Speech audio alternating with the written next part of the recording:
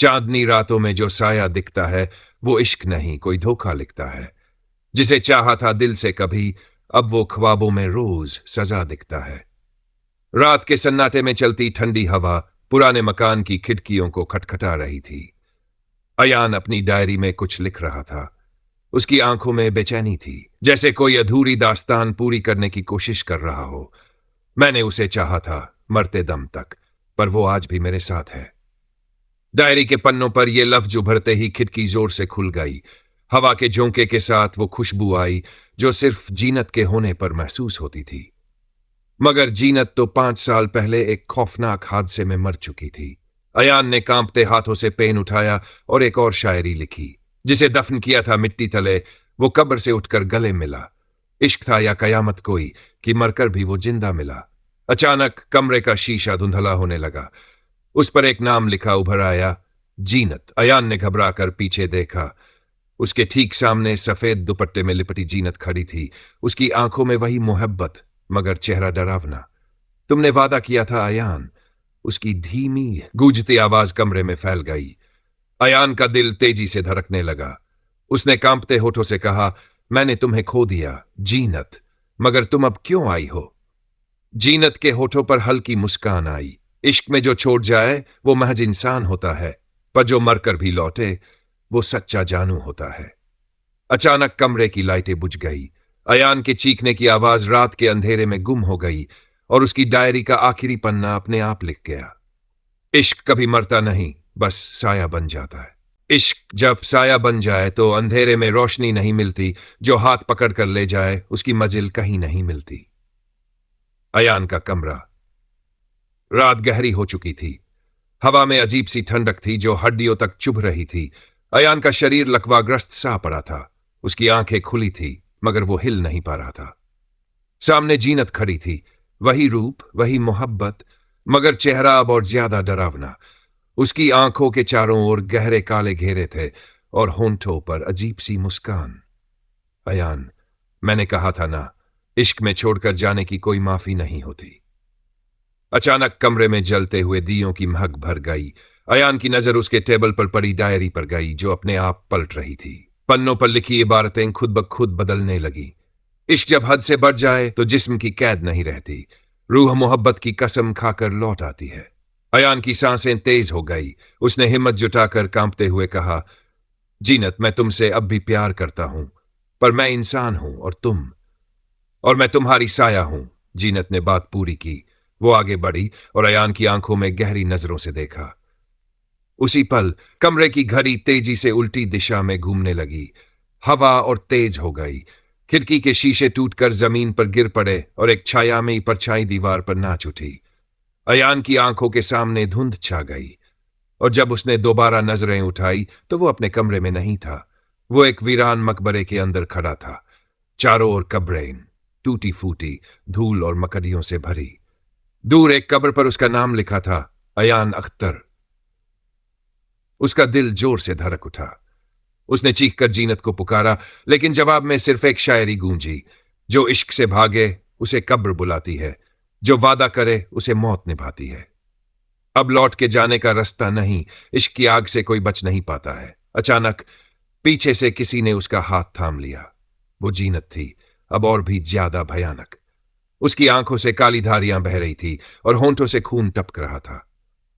अब हम हमेशा साथ रहेंगे, अयान। अगली सुबह अयान का कमरा खाली था। उसका शरीर कहीं नहीं था, बस उसकी डायरी खुली थी और आखिरी पन्ने पर खून से लिखा था, इश्क जब कफन ओढ़ ले तो मौत भी मुस्कुराती है, जिसे दुनिया भुला दे वो रूह बनकर लौट आती है। अयान की गुमशुदगी को 2 दिन हो चुके थे। उसके घर वाले पुलिस के चक्कर काट रहे थे, लेकिन कोई सुराग नहीं मिला। दोस्तों ने कॉल किया, मगर फोन स्विच ऑफ था। उसकी सबसे करीबी दोस्त नायरा परेशान थी। उसे यकीन था कि कुछ अजीब हुआ है। वो अयान के कमरे में गई, जहां सब कुछ वैसा ही था, सिवाय एक चीज के, अयान की डायरी। डायरी का आखिरी पन्ना खून से लथपथ था और उस पर लिखा था, इश्क जब साया बन जाए तो इंसान नहीं बचता। नायरा ने कांपते हुए पन्ना पलटा और अचानक खिड़की जोर से खुल गई।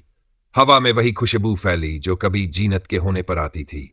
नायरा ने घबराकर कमरे का दरवाजा बंद करना चाहा, लेकिन तभी शीशे पर एक धुंधली आकृति उभर आई। मुझे ढूंढो। नायरा का दिल जोर से धड़क उठा। उसने छत से फोन निकाला और अयान की लोकेशन ट्रैक करने की कोशिश की। स्क्रीन पर जो दिखा उसने उसके पैरों तले जमीन खिसका दी। लोकेशन कब्रिस्तान, पुराने शहर के बाहर। रात 2 बजे। कब्रिस्तान नायरा अकेले ही वहां पहुंच गई। चारों ओर सिर्फ सन्नाटा था। चांदनी में पुरानी कब्रें डरावनी लग रही थीं। हर कदम पर सूखे पत्तों की चरमराहट उसे और बेचैन कर रही थी। तभी हवा में एक हल्की सी फुसफुसाहट गूंजी। तू क्यों आई है? नायरा ने घबराकर पीछे देखा। कोई नहीं था, लेकिन एक कब्र के पास किसी का साया हिलता दिखा। वो हिम्मत करके आगे बढ़ी। कब्र पर धूल से ढका नाम पड़ा, अयान अख्तर। नायरा की आंखों में आंसू आ गए। अयान, तुम कहां हो? तभी कब्र के नीचे से धीमी हुई आवाज आई, उसके होठ करो। उसके होश उड़ गया था। वो जल्दी से हाथों से मिट्टी हटाने लगी। नाखून टूटने लगे, मगर उसे परवाह नहीं थी। अचानक कब्र की मिट्टी खुद ब खुद हिलने लगी और फिर एक हाथ बाहर निकला, सड़ा हुआ, खून से सना, मगर यह अयान का ही हाथ था। नायरा, मुझे बचाओ! उसकी आवाज अब पूरी तरह सुनाई देने लगी थी, लेकिन इससे पहले कि वो कुछ कर पाती, एक औरत की खौफनाक चीख गूंजी। इश्क से दगा करने वालों की कब्र खुद नहीं खुलती। नायरा ने ऊपर देखा। सफेद दुपट्टे में जीनत हवा में झूल रही थी। उसकी आंखें गहरी काली थी और होंठों पर वही खौफनाक मुस्कान थी। अब अयान मेरा है, हमेशा के लिए। और फिर एक तेज झटका लगा। कब्र से निकलता अयान अचानक खींच लिया गया। मिट्टी अपने आप वापस गिरने लगी। अयान की चीखें गूंज उठी। नायरा, मुझे मत छोड़ो! नायरा ने पूरी ताकत से खींचने की कोशिश की, मगर कोई अनदेखी शक्ति अयान को अंदर खींच रही थी। कुछ ही सेकंड में सब खत्म हो गया। कब्र फिर से वैसी की वैसी हो गई, मानो कुछ हुआ ही न हो। नायरा के हाथों में सिर्फ एक चीज बची। उसका चेहरा आंसुओं से भीग गया। उसने डायरी का आखिरी पन्ना खोला और वहां सिर्फ एक नई शायरी खुद ब खुद लिख गई। इश्क की सजा कब्रों में मिलती है, मोहब्बत जब गुनाह बन जाए तो कयामत भी रो पड़ती है। नायरा अब समझ चुकी थी, अयान अब कभी वापस नहीं आएगा। लेकिन एक सवाल अब भी बाकी था, क्या जीनत की रूह अब भी बाकी थी? इश्क जब रूह से जुड़ जाए तो कब्र भी रोशनी बन जाती है, पर जिसे साया प्यार करे उसकी तकदीर अधूरी रह जाती है। नायरा सदमे में थी। उसकी आंखों के सामने अयान को जमीन ने निगल लिया था। वो कांपते हाथों से अयान की डायरी को कसकर पकड़कर बैठी थी। रात का अंधेरा और कब्रिस्तान की खामोशी उसे काटने को दौड़ रही थी, लेकिन वो वहां से भागी नहीं।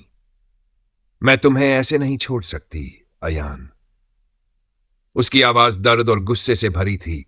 तभी हवा में अजीब सी सरसराहट हुई। सामने की एक पुरानी कब्र से धुआं सा निकलने लगा और उसमें से जीनत की परछाई उभरी। उसकी आंखें अब लाल थी और होंठों पर अजीब सी मुस्कान थी। तू अब भी नहीं समझी, नायरा। जीनत की आवाज हवा में गूंज रही थी।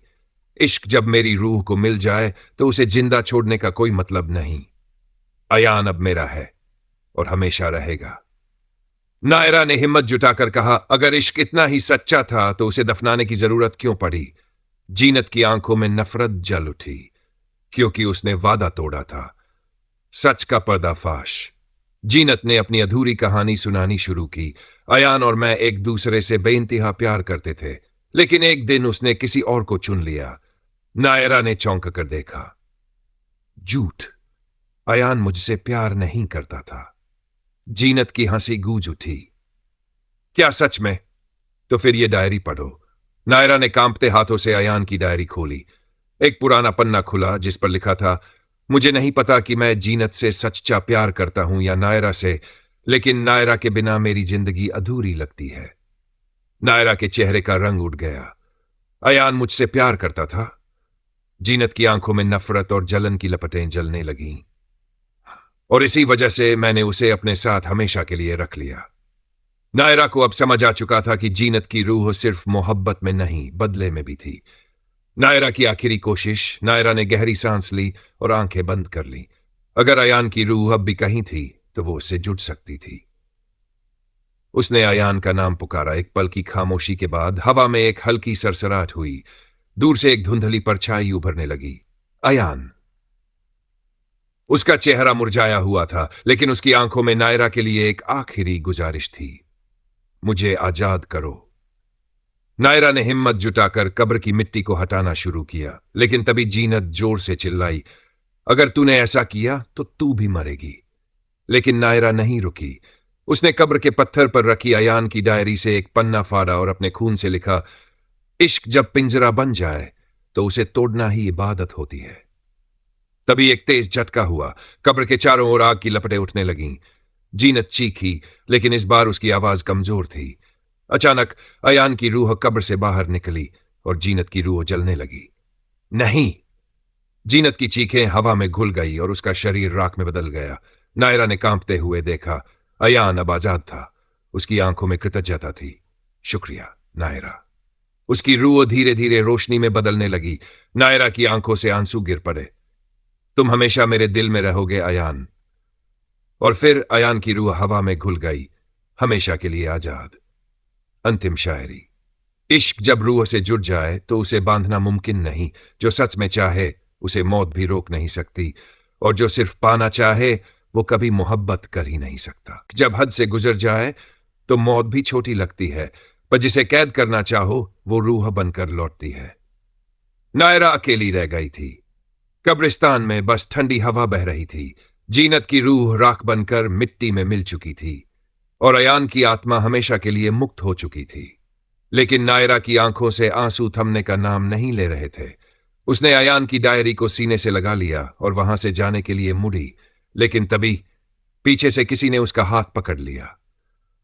नायरा का दिल तेजी से धड़क उठा। उसकी हिम्मत नहीं हो रही थी पीछे देखने की, लेकिन हाथ की पकड़ जानी पहचानी थी। नायरा! उसकी सांसें रुक गईं। ये आवाज अयान की थी। उसने झटके से पीछे मुड़कर देखा। वहां कोई नहीं था, बस अयान की कब्र से हल्की हल्की रोशनी उठ रही थी। हवा में उसकी धीमी आवाज गूंज रही थी, इश्क कभी मरता नहीं नायरा, वो साय की तरह हमेशा साथ रहता है। नायरा की आंखों में फिर से आंसू आ गए। उसने थरथराते होठों से कहा, लेकिन मैं तुम्हें महसूस क्यों कर सकती हूं अयान? तुम तो मुक्त हो गए थे। शायद इसलिए कि तुमने मुझे सच में चाहा था, बिना किसी लालच, बिना किसी स्वार्थ के। हवा में हल्की सी खुशबू फैली, वही खुशबू जो अयान के होने का एहसास कराती थी। अब मैं नहीं रहूंगा नायरा, लेकिन तुम्हारे साथ हमेशा रहूंगा, एक साय की तरह। और फिर वो एहसास धीरे धीरे मिटने लगा। कुछ साल बाद नायरा ने शहर छोड़ दिया। वो अब एक लेखिका बन चुकी थी। उसकी लिखी पहली किताब साय का इश्क बेस्ट सेलर बन गई थी, लेकिन किताब के आखिरी पन्ने पर उसने सिर्फ एक ही पंक्ति लिखी थी, इश्क जब रूह से जुड़ जाए तो वो कभी मरता नहीं, बस साया बन जाता है। उस दिन जब उसने किताब का आखिरी कॉपी अपने पास रखी तो खिड़की के शीशे पर अचानक एक नाम उभर आया। इश्क कभी खत्म नहीं होता, वो बस एक साए में बदल जाता है।